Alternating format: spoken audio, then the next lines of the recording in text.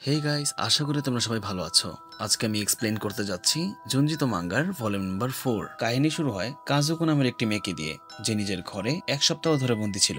একদিন তার জানালায় কেউ একজন করানোর ছিল এবং তাকে বলছিল, এই কাজুকো, বাইরে বের হও। কিন্তু সে কোনো অবস্থাতেই বাইরে বেরোতে রাজি না, কারণ সে বাইরে গেলেই তার অবস্থা তার বাবার মতো হবে। কাজুকো আরও বলে, এই কণ্ঠস্বর শুনতে একেবারে জঘন্য এবং এটা হুবহু আমারই কণ্ঠ। এরপর আমরা ঠিক 1.5 মাস আগে ফিরে যাই, যেখান থেকে ওই রহস্যময় ঘটনার সূত্রপাত ঘটে। আসলে 1.5 মাস আগে এক বিখ্যাত গায়িকা, যার নাম ছিল তেরেমি ফুজিনো, তাকে তার জানালার বাইরে গলায় দড়ি দেওয়া মৃত অবস্থায় পাওয়া যায়। জানিয়ে রাখা ভালো যে ফুজিনো কাজুকের সবচেয়ে ভালো বন্ধু ছিল এবং তারা একই ক্লাসে পড়তো। ফুজিনোর মৃত্যুর খবর টিভিতে দেখার পর কাজুকো ভেঙে পড়ে। ফুজিনোর শেষকৃত্যের সময় তার প্রচুর ভক্তরা উপস্থিত ছিল, সকলে তার জন্য কান্না করছিল। কাজুকো সেখানে উপস্থিত ছিল। এর কিছুদিন পর আমরা কাজুকো এবং তার সহপাঠীদের দেখতে পাই। তাদের মধ্যে একজন বলে ওঠে যে ফুজিনোকে আমরা কখনই কোনো বিষয় চিন্তা করতে দেখিনি, তাহলে সে কেন নিজেকে ফাঁসি দিয়ে মেরে ফেলবে। এরপরে কাজুকো আর তার সহপাঠীদের নজর শিরাশি নামের এক ছেলের উপর পড়ে। কয়েকজন ফুজিনোর ভক্ত ছেলে শিরাশিকে ঘিরে ফেলেছিল এবং তাকে জিজ্ঞেস করে, তুমি কি ফুজিনোর প্রেমিক শিরাশি? জবাবে শিরাশি বলে, তোমরা কি বলছো, আমি কিছুই বুঝতে পারছি না। এরপর ফুজিনোর ভক্তরা শিরাশির উপর হামলা করে বসে আর বলতে শুরু করে, ফুজিনোকে আত্মহত্যা করতে তুমিই বাধ্য করেছো। ঠিক তখনই কাজুকো এসে বলে, তোমরা শিরাশিকে না ছাড়লে আমি এখনই পুলিশ ডাকবো। যা শুনে ফুজিনোর ভক্তরা পালিয়ে যায়। পরে কাজুকো শিরাশিকে বলে, তুমি কি ঠিক আছো? উত্তরে সে বলে, আসলেই তারা ঠিক বলেছে, ফুজিনোর মৃত্যুর পিছনে আমারই হাত আছে এবং আমি তাকে হতাশায় ফেলেছিলাম। যা শুনে কাজুকো বলে, আমি ফুজিনোর সবচেয়ে ভালো বন্ধু, ফুজিনো কখনোই হতাশার কারণে আত্মহত্যা করতে পারে না। এরপর দৃশ্য কাজুকোর বাসায় স্থানান্তরিত হয়। কাজুকো বাসায় পৌঁছালে তার মা তাকে একটি বই সম্পর্কে জিজ্ঞেস করে। এরপরে টিভি নিউজ আমরা অদ্ভুত কিছু একটা দেখতে পাই। নিউজে দেখানো হয় অনেকেই ফুজিনোর ভূত দেখছে জায়গায় জায়গায়, এমনকি তার কিছু ভক্ত আত্মহত্যা করে। আর সবচেয়ে আশ্চর্যের বিষয় হলো, ওইসব আত্মহত্যাকারীদের পাওয়া গেছে হুবহু ফুজিনোর মতোই গলায় রশি দেওয়া এবং ঝুলন্ত অবস্থায়। নিউজ রিপোর্টার এক ছেলের কাছে গেলে সেই ছেলেটি তাকে বলে যে ফুজিনোর মাথার বেলুন ঠিক উত্তর দিকে লোকেরা দেখেছে, সেখানে ফুজিনোর বেলুন আকাশে উড়ছিল দড়ি সহ। এরই কিছুদিন পর সেই বেলুন মাথার ছবি সোশ্যাল মিডিয়াতে একজন আপলোড করে দেয়, যা দেখে আবারও সবাই শক হয়ে যায়। এর পরের দৃশ্যে আমরা শিরাশি এবং কাজুকোকে দেখতে পাই, যেখানে শিরাশি বলে, আমি ফুজিনোর বেলুন দেখেছি আকাশে উঠতে। কাজুকো বলে, উফ শিরাশি, তুমি ভূতেও বিশ্বাস করো? উত্তরে শিরাশি বলে, বিশ্বাস না করে আর কিভাবে থাকি, সেদিন আমি নিজ চোখে ফুজিনোকে দেখেছি, তার চোখ আমাকে ডাক দিচ্ছিল। তারপর কাজুকো শিরাশিকে বোঝায় যে তুমি আজ ক্লান্ত, তাই হয়তো উল্টাপাল্টা বকছো। শিরাশি বলে, আমি জানতাম যে তুমি আমাকে বিশ্বাস করবে না, তবে না হয় তুমি একদিন আমার বাসায় এসো, তাহলে হয়তো তুমি নিজ চোখে দেখলে বিশ্বাস করতে পারবে। এরপরের সিনে আমরা কাজুকোকে নিজের পড়ার টেবিলে দেখতে পাই, তার ছোট ভাই ইউসুকে তার মজা নিচ্ছিল।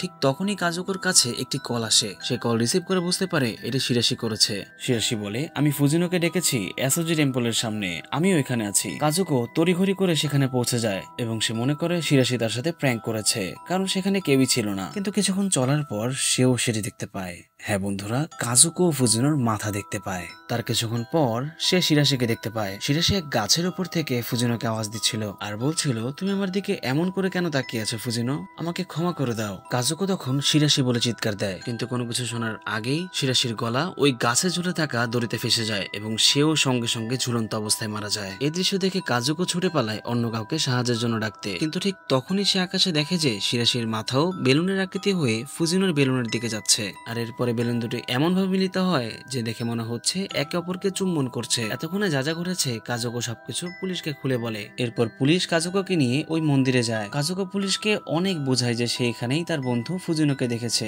কিন্তু পুলিশ এটা বিশ্বাস করছিল না। এরপরের সিন আমরা কাজুকো আর তার সহপাঠীদের দেখতে পাই, যেখানে তারা বলে শিরাশিও কয়েকদিন যাবত নিখোঁজ অবস্থায় আছে। কাজুকো তাদেরকেও সত্য ঘটনা বললে তারা ওই কথা বিশ্বাস করতে পারছিল না। ঠিক তখনই একটা মেয়ে আকাশে কিছু একটা দেখতে পায় এবং তখন সবাইকে বলে, সকলে উপরের দিকে দেখো। যেই তারা উপরের দিকে তাকায়, তারা দেখতে পায় মুখের আদলের বেলুন তাদের দিকে আসছে। তখনই তারা পালানোর চেষ্টা করে, কিন্তু কাজুকো আর একজন মাটিতে পড়ে যায় এবং অন্য দুজনকে সেই দুজনের বেলুন গলায় দড়ি পেঁচিয়ে উপরে টেনে তোলে। এরপর কাজুকো আর আরেকজন মেয়ে এক গলির চিপায় গিয়ে লুকায়, আর উপরে তাদের দুজনের বেলুন তাদেরকে ঘিরে ঘুরতে থাকে। তখন কাজুকোর সাথে থাকা মেয়েটি বলে, আমরা তো কারো ক্ষতি করিনি, তাহলে আমাদের সাথে এটা কেন হচ্ছে? তখন উপরের বাড়ির এক জানালা থেকে এক লোক বলে, কি হয়েছে এখানে? তখন সেই মেয়েটি বলে, এই বেলুনগুলো আমাদেরকে মেরে ফেলবে, দয়া করে আমাদেরকে সাহায্য করুন। তখন সেই লোকটি তার ছাতা দিয়ে সেই মেয়েটির বেলুনের মুখে আঘাত করার চেষ্টা করে, এতে করে সেই মেয়েটির মুখ পচে যেতে শুরু করে। সেই লোকটি বেলুন আঘাত করতে করতে এক পর্যায়ে মেয়েটির সম্পূর্ণ চেহারা পচে যায় এবং মেয়েটি মারা যায়। এর পরের সিনে আমরা কাজুকোকে কোনো মতে নিজের জীবন বাঁচিয়ে বাসায় ফিরতে দেখি। বাসায় ফিরে ফিরে সে আকাশে এক ঝাঁক মানুষের বেলুন দেখতে পায়, যার মধ্যে তার ভাই ইয়োজুকে, তার বাবা এবং তার মায়েরও বেলুন ছিল। এরপর আমরা কাজুকো আর তার পরিবারকে টিভি নিউজে দেখতে পাই যে পুরো টাউনের সকল লোকদের মুখের আকৃতিতে বেলুন উপস্থিত আছে, কেউ বাইরে বের হলেই সে শেষ হয়ে যাবে। এরপরেই হঠাৎ কাজুকোর বাবার জরুরি কিছু কাজ এসে পড়ে, তাই তাকে দ্রুত অফিস যেতে হবে। বাসার সবাই তাকে বাইরে যেতে নিষেধ করে, কিন্তু কাজুকোর বাবা বলে আমি দৌড়ে গাড়ির ভিতরে ঢুকে যাব, আর এরপরে আমার আর কিছুই হবে না। কাজুকো তার বাবাকে বারবার বাইরে যেতে নিষেধ করে, কিন্তু কোনো কথা না শুনেই তিনি বাইরে বেরিয়ে যান। আর যেই তিনি দৌড়ে গাড়িতে উঠবেন ঠিক তখনই বেলুন এসে তার গলায় পেঁচিয়ে তাকে টেনে নিয়ে যায়। এর কিছুদিন পর আমরা দেখতে পাই কাজুকো ও তার পরিবার কয়েকদিন ধরে কোনো কিছু না খেয়ে জীবনযাপন করছে, যা সহ্য করার বাইরে ছিল। তাই তার ভাই বাইরে থেকে কিছু খাবার আনবে বলে ছাতা নিয়ে বের হয়, কিন্তু ছাতা বাতাসে উড়ে যায় এবং সে তার বেলুন দেখে দৌড়ে পালায়। তাহলে বন্ধুরা, আমরা বুঝতে পারলাম কাজুকো গল্পের প্রথম দিকে কেনই বা গৃহবন্দী ছিল, আর জানালাতে যে তাকে ডাকছে আসলে সেটি তারই বেলুন। তার মাও বেলুনে ঝুলে মারা গেছে এবং তার ভাইও এক সপ্তাহ যাবত নিখোঁজ। এর পরের দৃশ্যে আমরা ইয়োসুকে এর কণ্ঠ শুনতে পাই, যেখানে সে তার বোনকে বলছে, দিদি জানালা খোলো, আমি ইয়োসুকে। এরপরে কাজুকো তার ভাইয়ের কথা মতো যেই তাকে দেখতে যায় ঠিক তখনই ভেসে আসে চোখের সামনে এক মর্মান্তিক দৃশ্য, যেখানে তার ভাইয়ের গলার ভেতর সেই ছাদা গাথা আর বেলুনে সে ঝুলছে গলায় পেঁচিয়ে। কিন্তু অবাক করার বিষয় এটা যে ইয়োসুকে এর বেলুনের পাশে তার নিজের বেলুন অর্থাৎ কাজুকোর বেলুন উপস্থিত ছিল। হ্যাঁ বন্ধুরা, তোমরা ঠিক শুনেছো, কাজুকোর বেলুনও সেখানেই ছিল। আর এখানেই মাঙ্গাটি শেষ হয়ে যায়। হোপফুলি তোমাদের ভিডিওটা ভালো লেগেছে, আর ভালো লেগে অবশ্যই একটা লাইক দিয়ে যাবে। এক্সপ্লেনেশনটি কেমন লাগলো তাও জানিয়ে দাও কমেন্ট বক্সে। আর হ্যাঁ, সাবস্ক্রাইব করতে কিন্তু ভুলে যেও না।